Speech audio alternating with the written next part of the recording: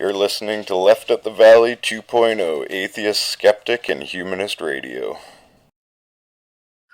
All right, our next guest is our returning champion. He's a historian and author, probably one of the coolest guys we ever met. He's a snappy dresser and a sassy dancer. David Fitzgerald is back. Welcome back, David. Woohoo! Great to be back, you guys. Large applause. Oh, David, I know you've been on the show so many times. A lot of the veterans listeners know you, but we always have new listeners, so maybe you'd be so kind to give us a quick bio as to who David Fitzgerald is. Who is this David Fitzgerald? Mostly I'm known as being an author of a book called Nailed, and another book series called The Complete Heretic's Guide to Western Religion. So in the book, Jesus, Mything, and Action. I do a lot of work, or have done a lot of work, on the Jesus historicity issue. And that's what I'm best known for. But I'm also known for other atheist and religious activities and subjects. I was the co-director and founder of the world's first atheist film festival in San Francisco, and San Francisco's oldest Darwin Day festival, Evolution Palooza. So there's that. And soon in the next Hollywood megastar when his time short books goes to Hollywood. Yes, sci-fi author too. Yeah, how can I forget that? Exactly. Yeah. So today we brought you on, David, because if there's one thing you've been talking about a long time, and you said you're very good with history and all that, it's Mormonism. I mean, you've written about that, and we've never had a Mormon focus show on the God knows how many years we've been doing. Which really sucks because our ex-Mormon co-host isn't here. No, I know, right? No. Oh, yeah. Oh, that's a shame. Of all the times for him to not be here, right? Yeah. And I know I had some listeners in the past ask me, hey, when are you going to do a show about Mormonism and history? I said, I need to find somebody who's capable to talk about that subject. And here he is, David Fitzgerald. So, David, the funny thing is about Mormons is I know they're much more prevalent in the U.S. than they are up here. The funny... Oh. Yeah. Sorry, I missed you there. Yeah, it's amazing for a religion that's been barely around 200 years or so. They've just chopped so much history into those 2 centuries. Yeah. We were joking before we went on the air that she said it should be a soap opera. I said, no, we should get HBO in here and make that the next Game of Thrones, because there's so much sex and violence in early Mormon history. It's and just even the political situation, it's just unreal. Perfect. You're the perfect man to guide us through this. The funny thing about Mormonism is up here, I've always said, as Canadians, for every knock on your door, for every 10 knocks on your door, none of them are like Jehovah's Witnesses. But there is that one Mormon. Oh, yeah, but they just want to shovel your driveway. Yeah, I'll offer to clean your yard or something like that. So what are you saying about my yard? Anyway, it makes me curious about the history of Mormonism. And maybe you'd be so kind to guide us throughout the history of Mormonism. What can you tell us? How much time do we have? I was going to say, this could be a long time. If you know Bryce Blankenagel from Naked Mormonism, he and I did a series for Myth Vision podcast on basically the secret history of Mormonism. And when Derek approached us for doing it, we thought, we can do 4 episodes, 5 episodes, and I think we finally wrapped up around 29 or 30 episodes. And we didn't even make it to Utah. We really just made it to we barely made it to Utah. That's where we wrapped it up. That's how much history is in there. Yeah. Wow. You got 45 minutes to an hour to do it. So. Well, and it's a funny thing too is that people bring me in to talk about Mormonism, and they love when I talk about Mormonism, but compared to the Jesus historicity thing, which is can be very dodgy in atheist circles, I know so much more about Jesus historicity than Mormonism, but they're happy to accept me as an expert in Mormonism, not so much in Jesus historicity. It's just funny. It's just funny the way the red flags work in people's brains. But where do we start with Mormonism? It's amazing to talk about the early years of Mormonism. We could talk about the doctrines of Mormonism, which is like steampunk Scientology. It's just crazy wackadoodle. And we could talk about Mormon archaeology, because they've got this whole alt history world building scheme that just has no bearing in reality at all. And it's wild to see all the ways that we know that it fails, from not just history, but from science, from genetics, from linguistics, from archaeology. I mean, the list goes on and on. No matter how you slice it, it comes up peanuts. So I think we should probably focus on early history of Mormonism. I think. Yeah. So I think most people realize that it was founded by a guy named Joseph Smith. He lived in upstate New York in the early 19th century. And the most interesting thing about him is it seems like even as a young, precocious kid, he had this real gift for imagination and this really charismatic way about him. He was also a bit of a con artist. And when I say that, I don't mean hyperbole. I mean, he's literally a con artist. He was literally convicted of being a con artist. And for the longest time, Mormons denied that. And then somebody found the court record, the actual court record. And one of the things I love about Mormonism is they make all these fantastic claims, and then they say that there's no physical proof for it. Then the physical proof shows up, and it turns out it proves that what they're saying is not true at all. And that's happened again and again and again with Mormonism. I don't know if you guys caught the Netflix show Murder Among the Mormons. Did that make it way together? Oh yeah, I saw it. That was really good. Really good job. Creepy. That's weird. The director of Napoleon Dynamite turned out to be the guy who did that documentary. Oh, And I think he's the best thing to come out of Mormonism, honestly, because I know that whole story that they tell in that 3-part thing, front to back, and I was on the edge of my seat the whole time. They did such a good job at laying it out. And I feel like I'm going down all the rabbit holes at once right now. Let's stay on target. So anyway, so we've got this guy, Joseph Smith. Super nutshell of the story. He started a religion. And later, this is the fascinating thing to me too, is we all know, if you've seen the South Park episode, you've seen how his origin story starts. An angel appeared to him when he was trying to figure out which is the one true church, and he said none of them are. And then God and Jesus showed up and told him to start his own religion and find these golden plates, and they'll tell you all about the true history of the United States. From the before angel, Indians were evil and red-skinned, they were white and delightsome Israelites. And there was thousands of years of Christian civilization in the Americas before they all got wiped out. It's fantastic. It's racist. It's wonderful. It's just a perfect storm of crazy cuckoo-ness. So let's explore that. So Joseph Smith gets an angel, quote unquote. I love it how it's always like very isolated and personal. Right. I missed one crucial thing about this. The early Mormons never heard that story.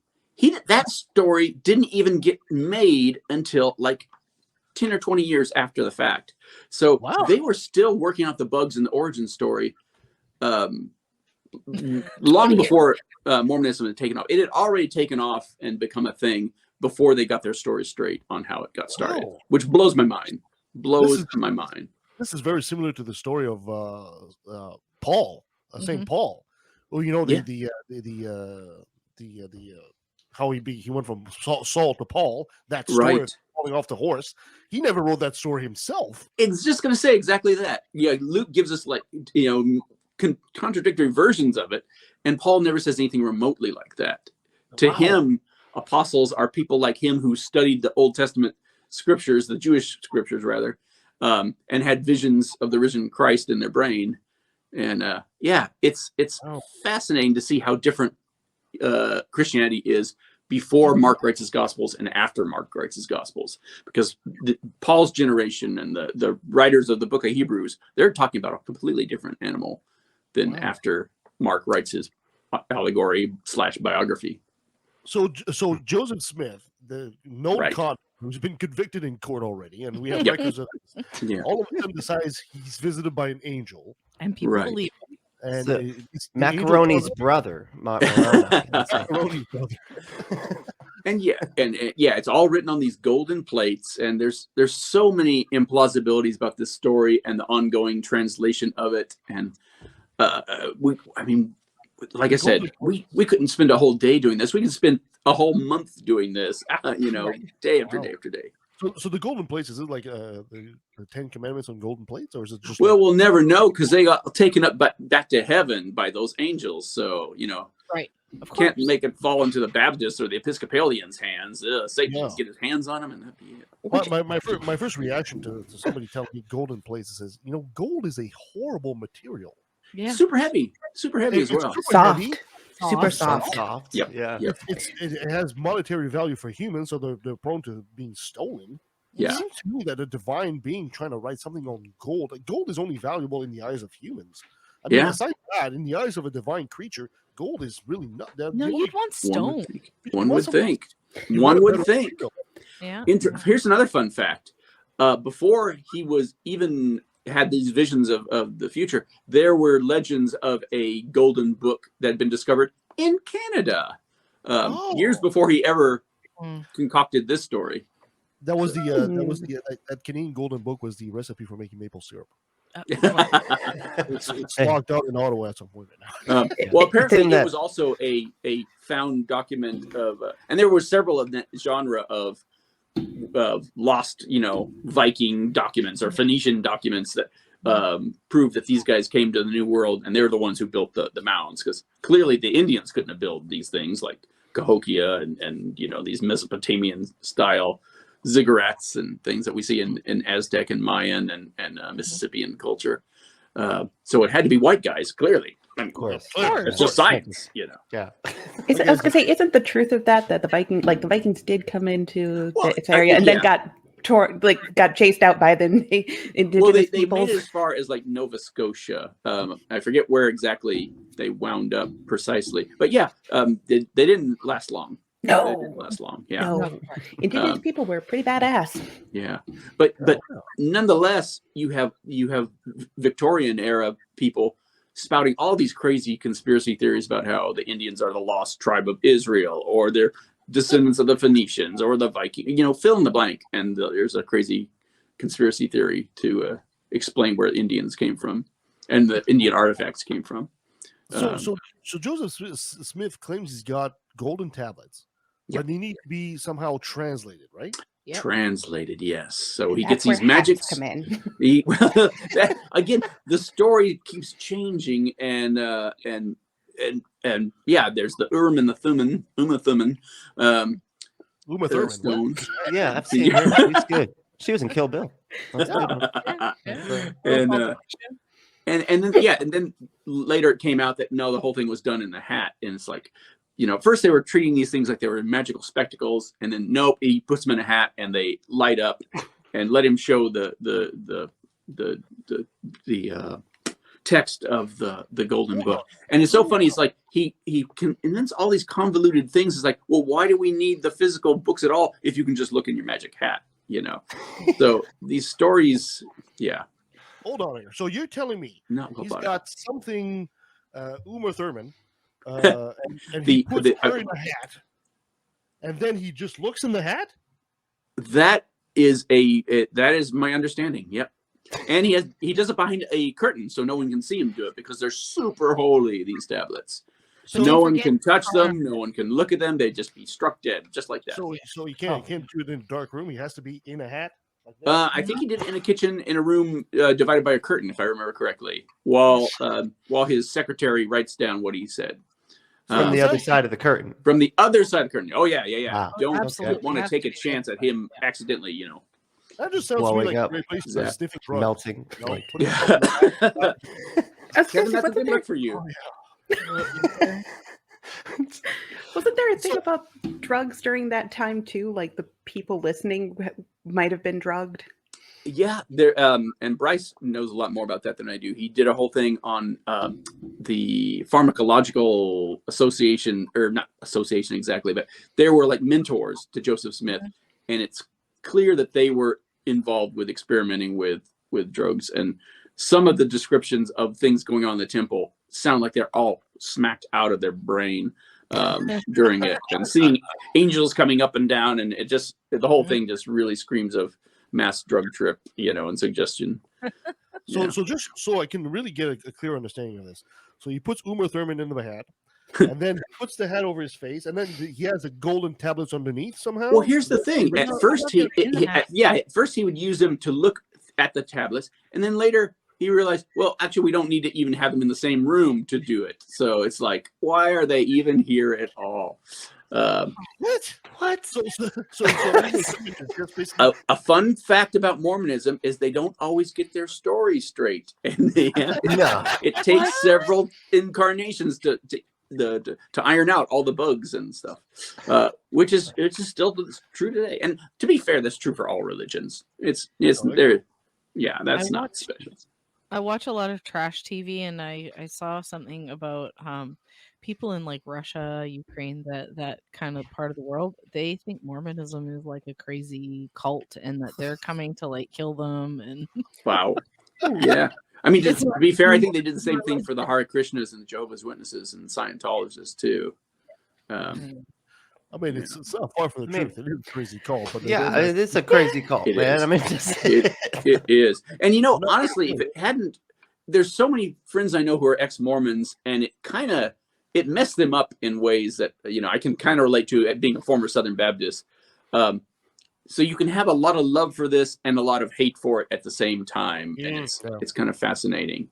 I don't think I'll ever have the same breadth of knowledge about the Jehovah's Witnesses as I do about the Mormons, because the Mormons it's just so fun. It's just so fun and over the top, and Jehovah's Witness just makes me sad. It's like, it's a Bible Sunday school that went wrong, terribly, terribly wrong. All right, so we got Joseph, and he's reading out of hat.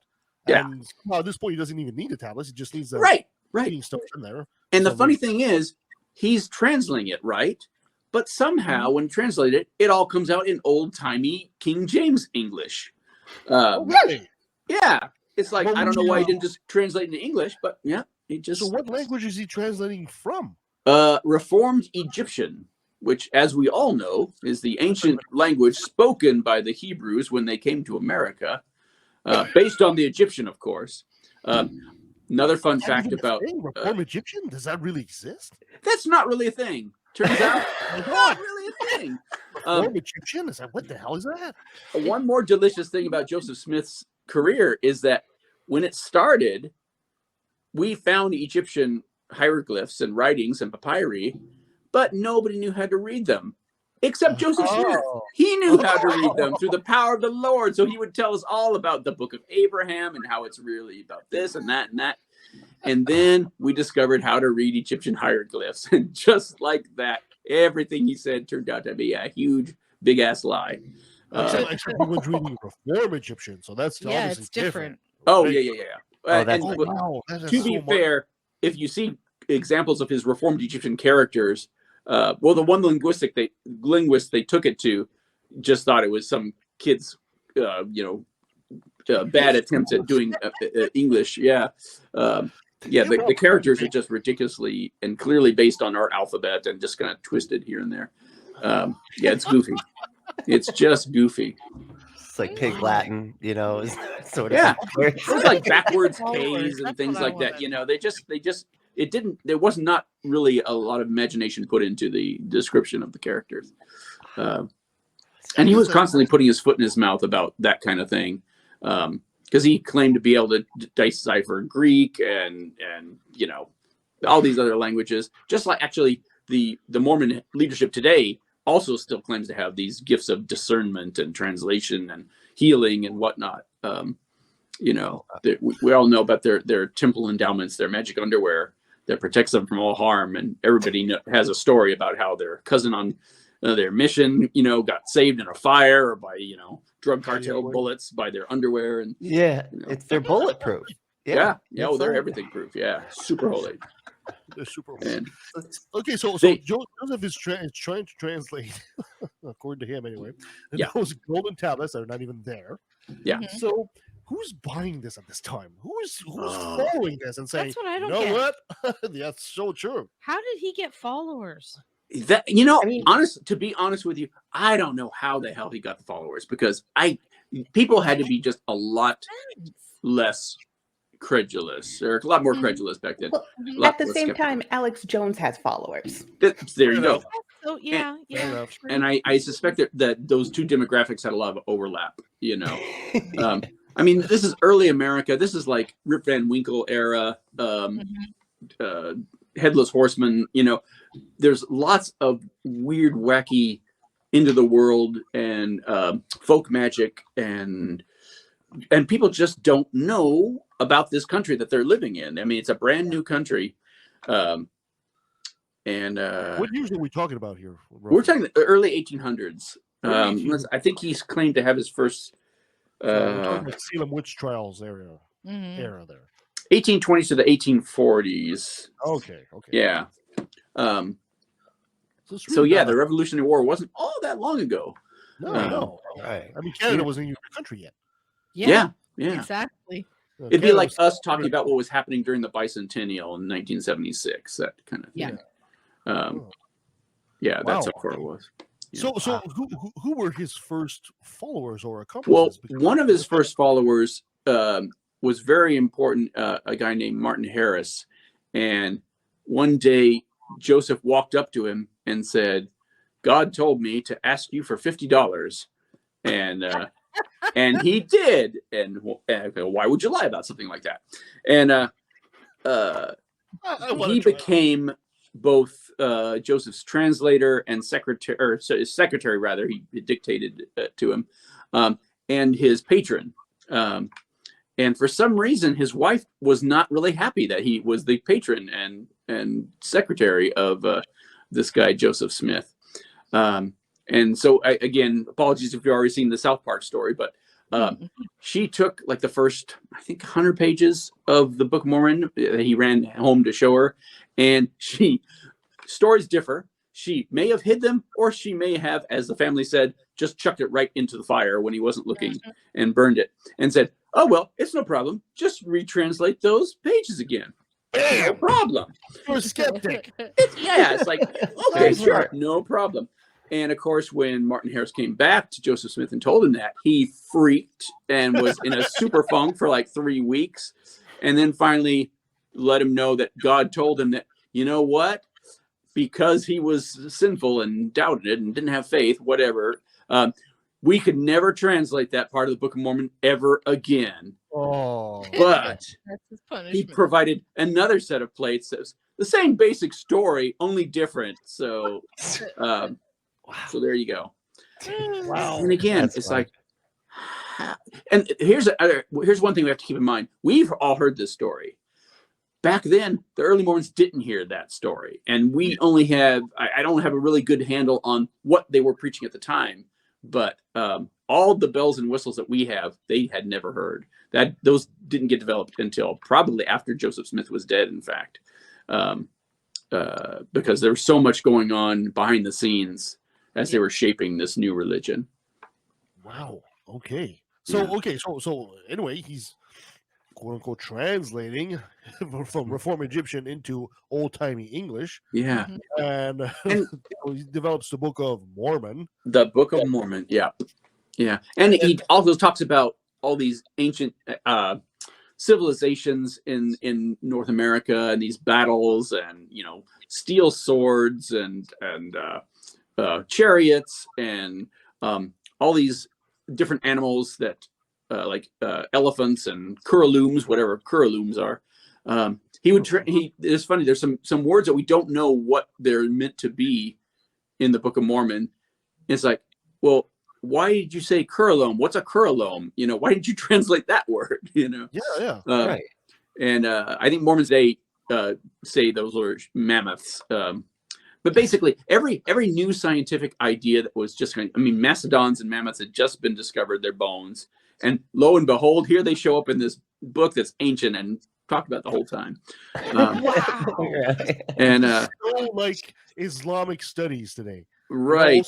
Oh man, don't get me started on Islam. Yeah. Wow. Here's I have to go down this rabbit hole, honestly, because this is something I've been working on for the last year. I've been working on the sex and violence in the Bible book, but increasingly that's been kind of getting bumped over while I've been doing this, of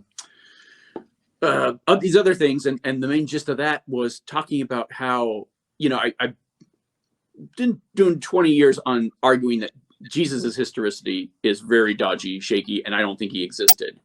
Mm-hmm. And I used to tell people one of the biggest surprises when I wrote that book was how many Buddhists would come up to me and say, yeah, we're having the same debates in our circles about Buddha. And how many ex-Muslims would come up to me and say, yeah, we're having the same debates in our circle about Muhammad and if he existed. Boom, that blew my mind. It's like, sure, I can see Buddha. Muhammad, you got to be kidding me. Yeah. And until I have records of why, and they would say, yeah, because this, and this, and say, oh, okay, he's starting to sound a lot more like Jesus. And so I did a talk for the Recovery from Religion Foundation, and I attended a conference at the Global Center for Religious Research. And basically, I just kind of skimmed over the top 10 biggest world religions, just to kind of check out, see how they fit this pattern. And lo and behold, every single major world religion has the same dodgy backstory, to the extent that I don't think any of those guys existed. Wow. I think all of them were invented. And I'm coming out with a short book just talking about the evolution of religion and showing the dodgy history and lack of historical evidence for any of these guys. Which is a fun Western religion, Eastern religion, all of them. Yeah, it's a fun thing to say because as much as you can doubt the history of Jesus, the historicity of Jesus or Muhammad, we know Joseph Smith actually existed. Well, here's the thing, though. Evidence of Yes, Joseph Smith, but Joseph Smith didn't found Mormonism, Kevin. The prophet Mormon and the angel Moroni did. Oh, right. He was just there to deliver the message. He was just the messenger. Yeah. And this is the thing. And we see this happening in every single major religion.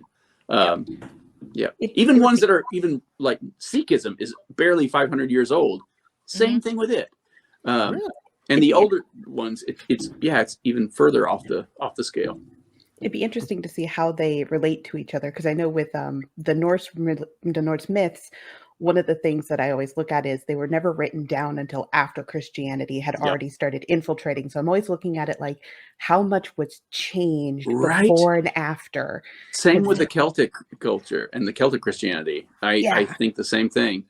We'll never know. But it sure is an interesting coincidence that all those Irish saints were also the names of Irish goddesses, and so what are they?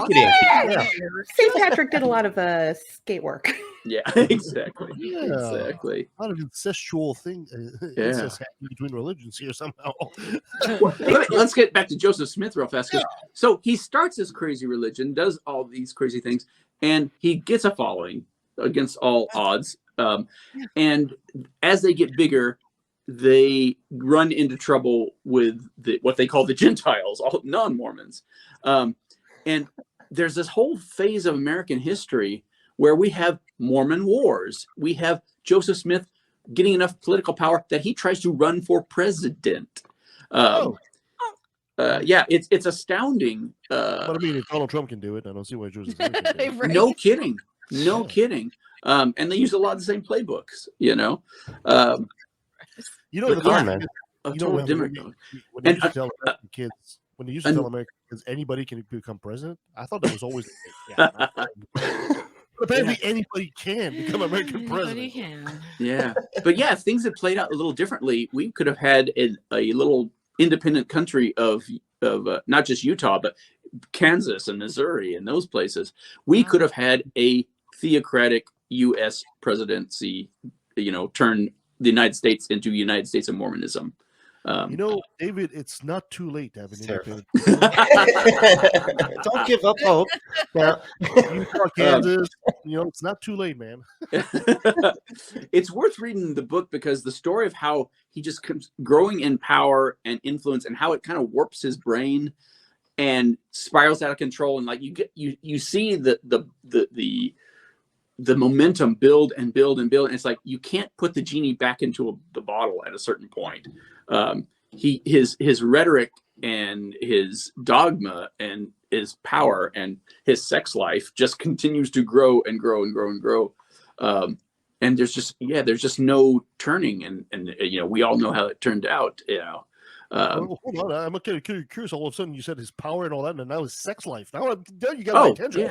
Yeah. We all know polygamy is a thing, but back in the day, first of all, it was not a thing at all. And when it started, it was very, very secret.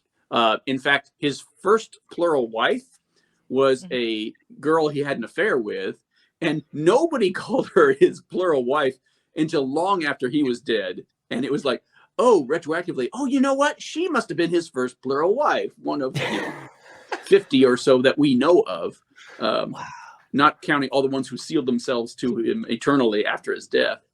Wow. Yeah,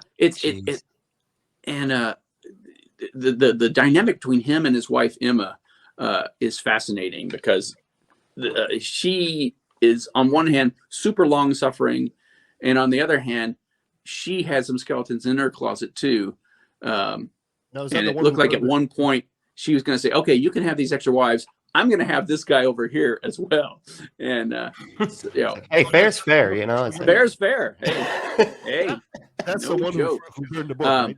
But I mean, there's just so much more going on in Mormon history than we realize. And, yeah. Wow. So that one you call Nema there, that's the one who tossed the book in the fire? No. Is that her? No, that was totally different woman. No, different. Totally different. Okay. He gave the pages to another guy, and his wife threw it into the fire. Right. Okay. One of the guys who turns out to be one of the witnesses of the books, because at the front of your Book of Mormon, we've got the 3 witnesses and the 8 witnesses who witnessed those witnesses, and it's funny. And if you say early Mormon history, every one of those guys wound up getting kicked out of the church or leaving or recanting or and then going back flip-flopping on their stories. Joseph Smith has a following at this point, and he has political ambitions. Right. What happened to him after that? Well, he gets in big trouble because everywhere the Mormons go, they're this big homogenous blob that just sort of takes over the area. They only deal with themselves. They're very insular. And outsiders don't like it. They don't like it that they do that. And they don't like it as a weird cult. They don't see them as Christians, and it only gets worse as time goes by. So they wound up getting booted out here and there. And there's actually a series of these Mormon wars, we call them, in Kansas and Missouri, where at one point the Mormons were fighting against the U.S. government directly with cannons and everything, full scale war. Yeah. And needless to say, they lost, I guess. Needless to say, they lost. But really horrifying stories of what went back and forth in those wars. When they finally made it to Utah years later, they had this thing called the Mormon Reformation, which we would call it something more like the Chinese Cultural Revolution, where they just turn on themselves and, everybody who doesn't pass the muster is a witch hunt for Mormons, basically, where if you weren't a true blue Mormon or if you tried to escape Utah, they'd find you and they'd kill you. They'd shed your blood.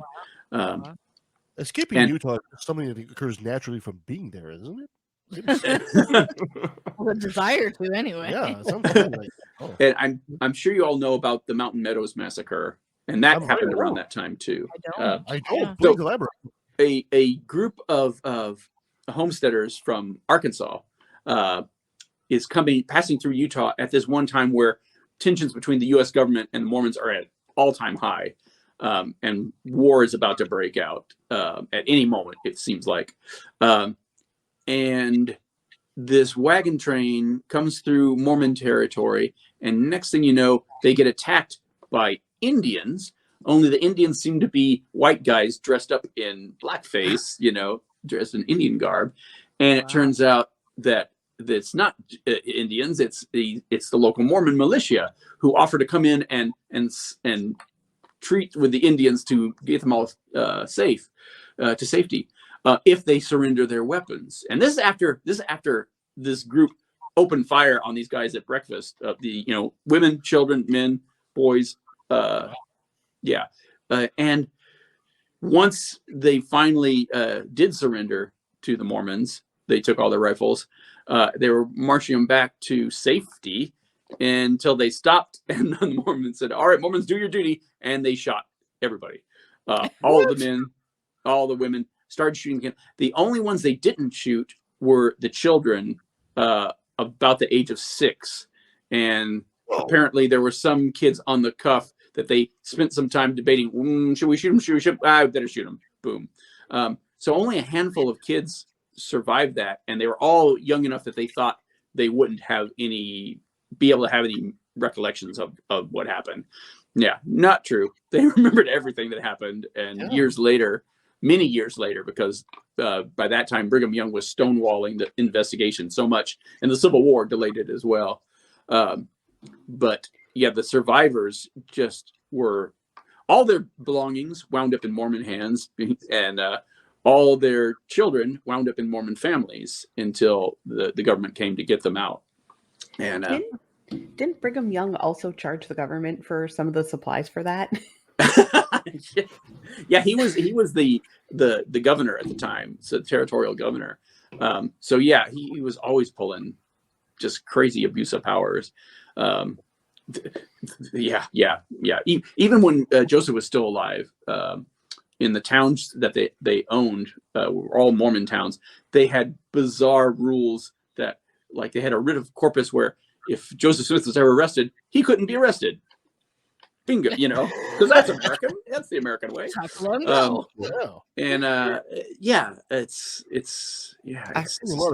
lot of parallels between him and Donald Trump here. Yeah. And to be fair, one other big surprise for me was realizing it's not just Joseph Smith. It wasn't just Brigham Young who were these rascals. There's a whole rogues gallery of people who were attracted to this movement. The head of his secret police. There was like his chief surgeon who was also their chief abortionist and clandestine abortionist, I'd say, under the table abortionist. The Mormons have a secret police? There's all these con artist types who preyed on Mormons. And this is something I didn't know when I was writing the book, but just researching this Mormon on Mormon con artistry, when I was looking for things from this period, I found all these things that turned out that Utah is the con artist capital of the world. And Mormon on Mormon fraud is rife. It's just, it was case after case after case after case after case. And it's still going on. I'm so shocked to hear there's Mormon fuzz. There's Mormon police out there. What the hell is that? Yeah. And it's like, I just do not understand how Mormonism is still around. Honestly, it's just, you're not allowed to have sex, you're not allowed to drink, you're not allowed to do drugs. Right. Well, and they all had 200 kids each, so I mean that helps. Fun fact about that. So we were talking about polygamy and all the kids. So originally that was totally secret. They didn't make it official doctrine, and when they did, it was just to the leadership, and so just a handful of guys had it. So like most people had one wife. Some people had 2 wives, and the leadership had all the wives, basically, 2 or 3.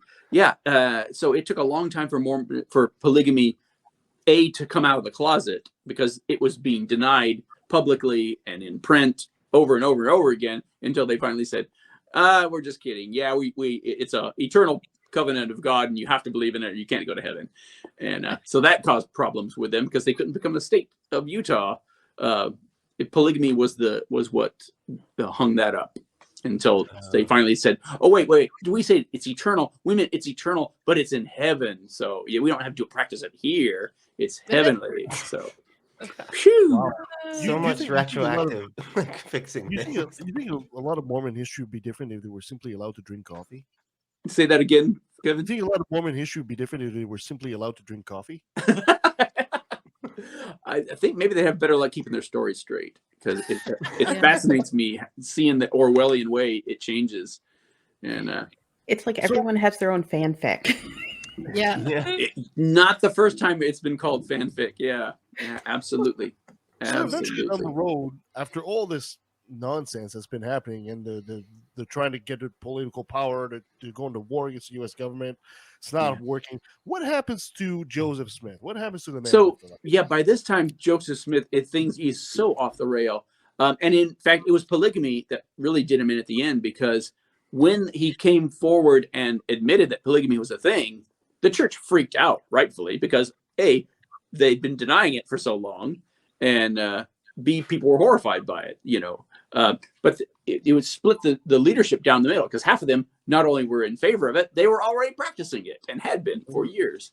But the head of the anti-polygamist group, which ironically enough was the guy that his wife, Joseph's wife, Emma, had a crush on, and we think they might have been on their way to like doing some kind of throuple or quadruple relationship.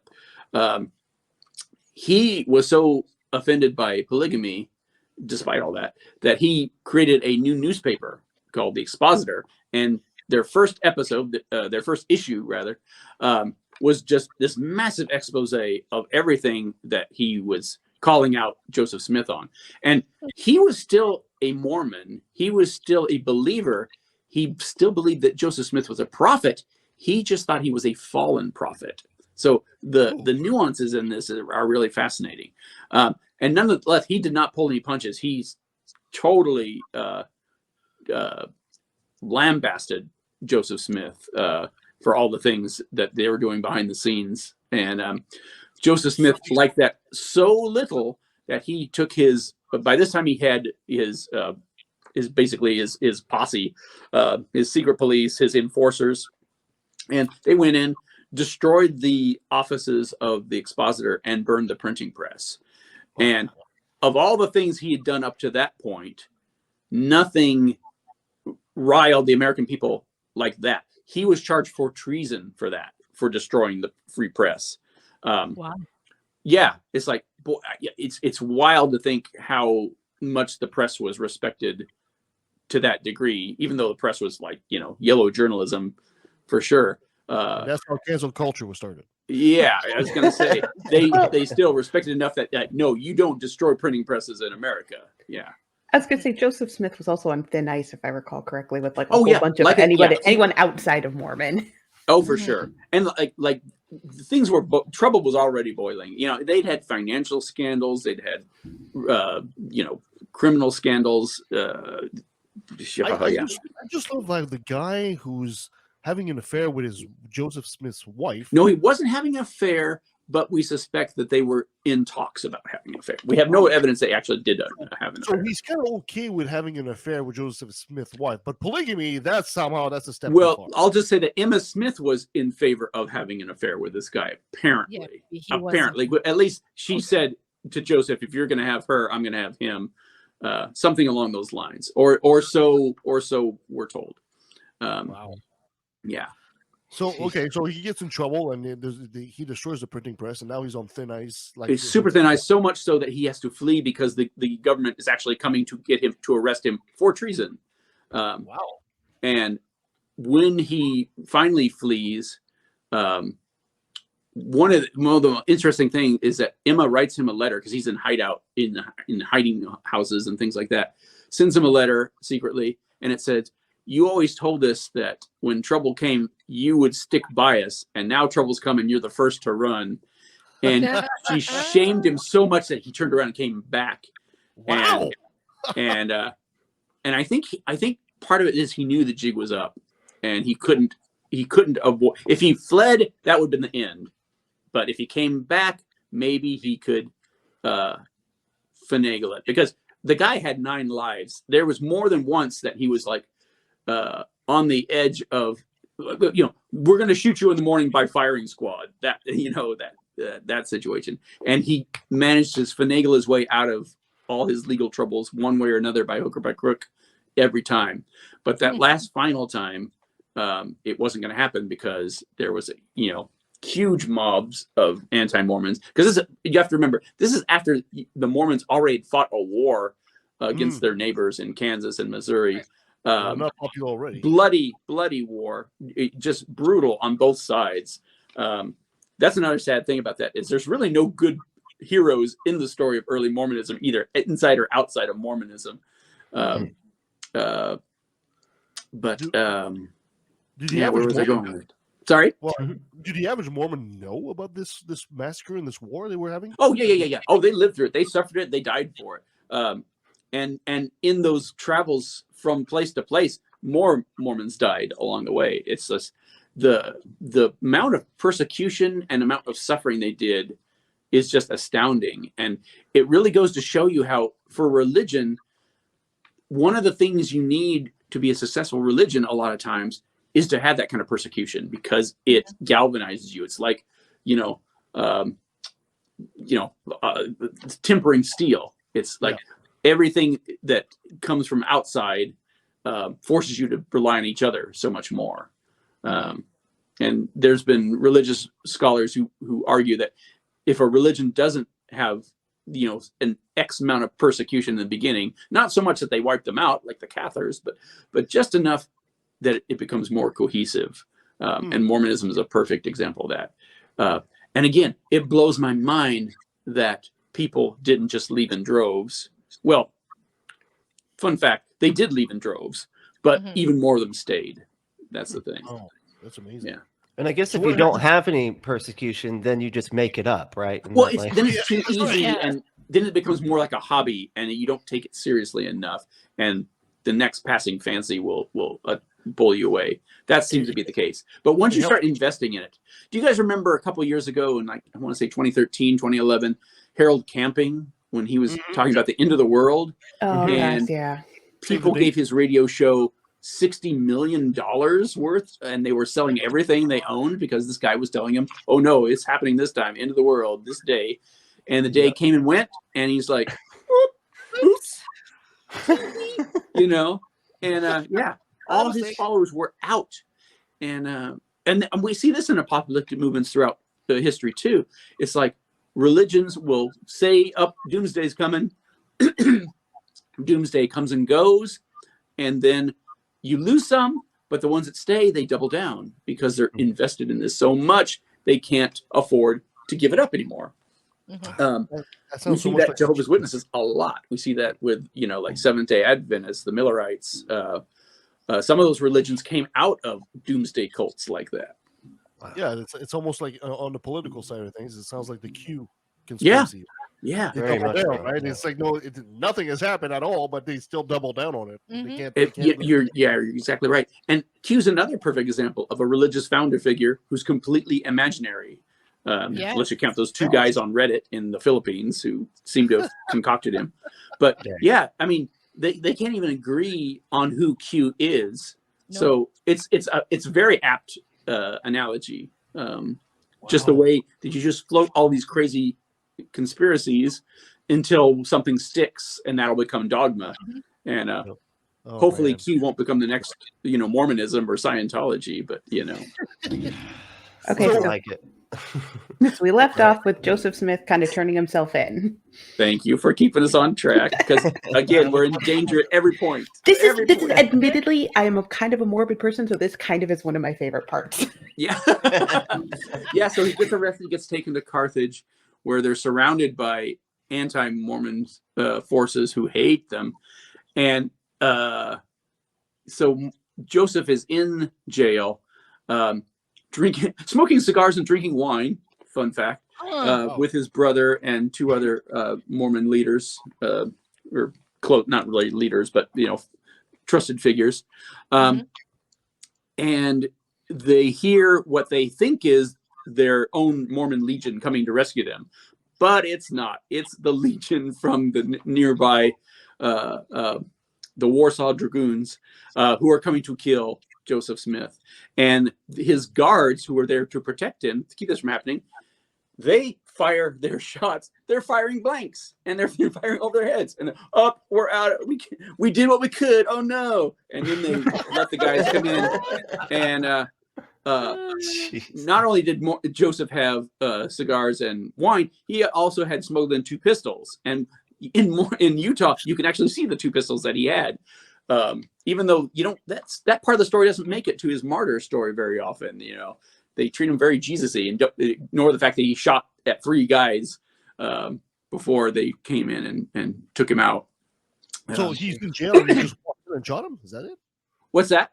He's in jail and they just walked in and shot him? He's in jail. They went upstairs where he was. He wasn't actually in the cell. He was in kind of a nicer quarters. They tried to barricade the door. Shots came through, killed his brother instantly, almost right off the bat. The other 2 guys with him only had hickory walking sticks. And they were trying to, as people were like poking their barrels of their guns through the door and the wall, they were trying to beat them down. And finally, one guy got shot. Another guy got trapped behind the door, came out of the whole thing unharmed completely. But they ran in shooting at Joseph. He went to the window, gave this Masonic cry of distress to see if any Masons would help him. And they did not.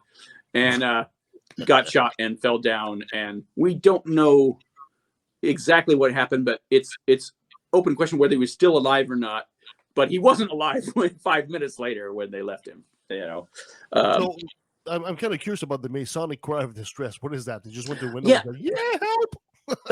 it's let me see. It's something like, "Is there no help for the carpenter's son?" Something equally old timey and goofy like that. Joseph Smith was really big on Freemasonry, and Freemasonry was just a lot bigger deal back then anyway. But he actually, it's funny because he not only became a Mason, but he set it up in such a way that his Masonic lodge, he was in charge of it, and he instantly became like the grand poobah of this Masonic order, like overnight. Even though it takes years and years, I guess, to go up the ranks and everything. And in the temple rituals, even today, there's still Masonic elements. Even in the magic underwear, the sacred symbols in the magic underwear are Masonic symbols. Wow. And that's poor Mormons. Increasingly all this stuff was secret, but increasingly their critics revealed all this. And like now we know the whole temple ceremony. We know how they've changed it to keep up with times and make it less sexist and racist and horrible. And so does that mean that the Mormons are the Illuminati? Oh, sure. Yeah, I've said it, therefore it exists. There you go. They're not Jewish enough for that. They're not. You got to be more Jewish. That's the thing. Yeah.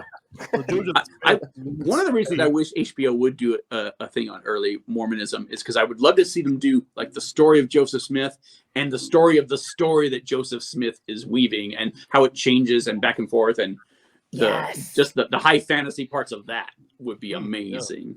It'd be fun, since you're gonna have some contacts in Hollywood soon, you should take care of that. Right? Yeah. It has to be done, and you have to have ex-Mormons do it, because if Mormons do it, they would just refuse to show it. But ex-Mormons, they know where the skeletons are buried. Yeah. So Joseph is now dead. He's been shot. Joseph's dead. Yeah. So what happens to his body after that? What does happen to his body? I know they made a death mask of him. I think that's a great question. I'm sure Bryce could tell you off the. He ascended into somewhere, heaven, right? Yeah, what's that? He ascended. Right? Honestly, I don't think the Mormons have any kind of tradition of that. They just talk about how he went to his martyrdom just like Jesus did, and he was full of love and blah blah blah blah. Missed opportunity. Yeah. Could have come back to life, and too bad. Another fun fact: Twilight. If you've read Twilight turns out to be. Let me see if I can get the story right. Fan fiction for 50 Shades of Grey, or is it the other way around? Other way around. 50 Shades of Grey was fan fiction of Twilight. But Twilight, who was written by a Mormon, critics have noted that there's all these Mormon tropes in it, down to her liking to clean the house and play baseball with her family.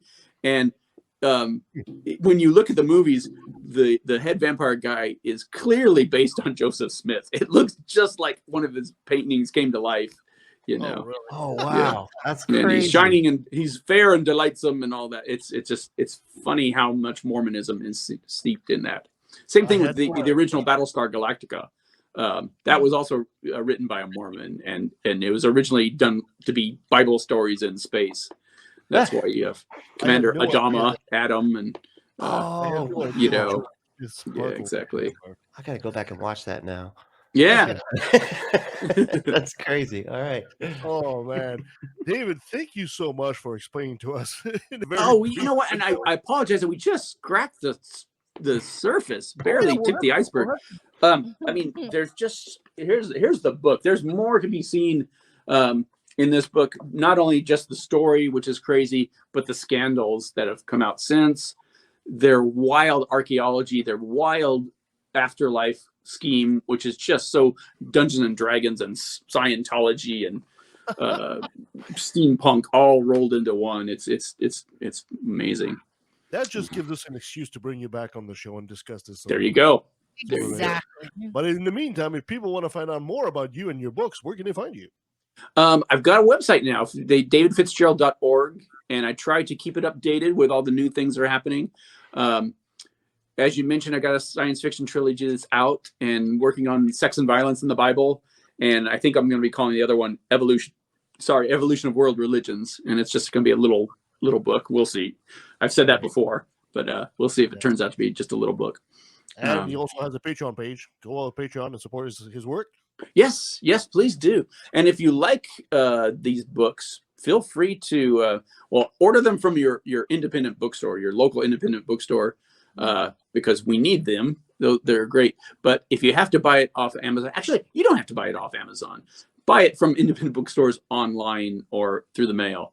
But if you want to leave a review on Amazon for any of these books that you like, that's also very appreciated.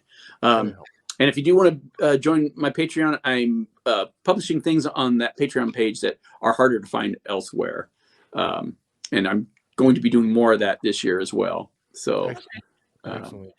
David, before I let you go, as usual, I got to have you say, hi, this is David Fitzgerald, and I took a left at the valley. Hi, this is Dave Fitzgerald, and you've turned left at the valley. That works too. And that was our friend David Fitzgerald. It's always fun to have David on. Yes. So much knowledge. And you know what? This was a very brief introduction, I guess, into the historicity of Mormonism. So tiny. So tiny. Yes. Like literally a drop. very little in there. And but there's so much to explore, and we'll have to do a bigger dive into something like that for sure. And I always love having David on. David is so easy to talk to, and he's so good at explaining to stupid people like myself about very complicated subjects. And I love David to death for that. So what do you guys think about Mormonism? You think it's the real faith? You think they got something going on there, or is it just bullshit? I still laugh at I'm sorry. I'm still not over this Uma Thurman thing in the hat there. It's like, Did you get what the Uma Thurman thing is? Because it's a rock that has a circle in the middle of it. It's a crystal type of thing. Yeah. Yeah. It's a magic rock. If at least they had the actress in the hat, I would kind of be, hey, right, that'd be something I'm cool. looking at a rock in the hat. That's even worse than I thought. Little tiny Uma Thurman, just like, check it out. Here's what it is. Exactly, right? I mean, I'd be kind of in for that, right? I think that'd be kind of cool. But anyway, so I guess it's pretty much crap. So, thank you so much for our guest, David Fitzgerald, to be on the show. And thank you to my co-hosts, Sabrina Hertzy and Brett Lee and Benjamin in Thought. And thank you for listening.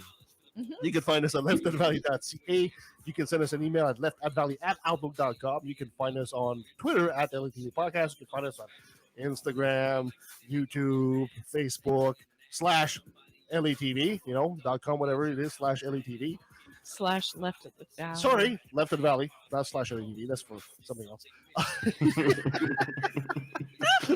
We should change that too, just to clear on Twitter at LATV Podcast.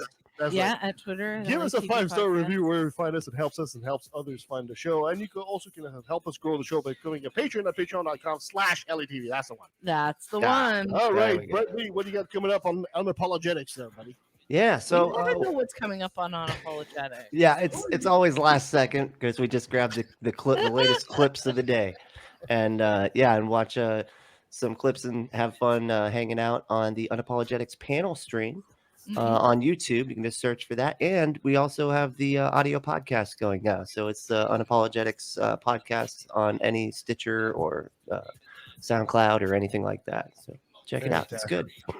Coming up next week, we have Hertz. He brings us Nick Fish. That should be interesting. Wow. And after that, we'll have our returning champion, Dr. Ben Davis. We'll be talking about documentaries and what the hell happened to them.